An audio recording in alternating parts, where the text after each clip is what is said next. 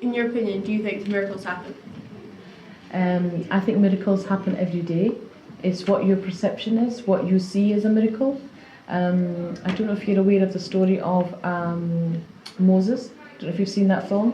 When he parts the Red Sea, I think it's the Red Sea. He parts one of the seas, and now that is a miracle. But what it represents is a struggle for the prophet at the time and the people, the Jewish people at the time.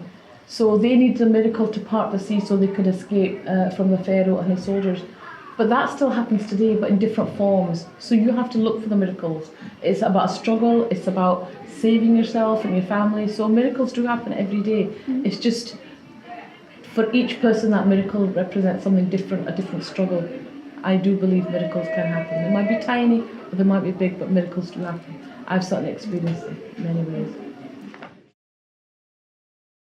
Do you feel that it's true to say that science can fully explain miracles? Science can, I believe that science is quite limited. Science can, and I'm not a scientist, I never did well at science at school, I'm just answered right there. But for my limited understanding is the fact that science, I think, only goes so far. It cannot explain religion, but I believe religion can explain everything, including science.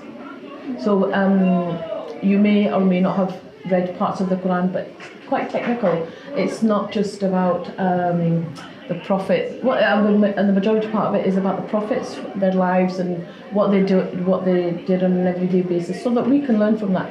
But at the same time, it talks about the sun and the moon and the stars. It talks about maths. It talks about geometry. It talks about so many technical things, and science obviously comes into that as well. It talks about how the earth was formed. It talks about the seas, the fact that there's a barrier where there's a fresh water and then there's a salted water. There's a barrier. It talks about all these things in the Quran. So it's very much a scientific document as well as a moral code to how to live your life the best way possible.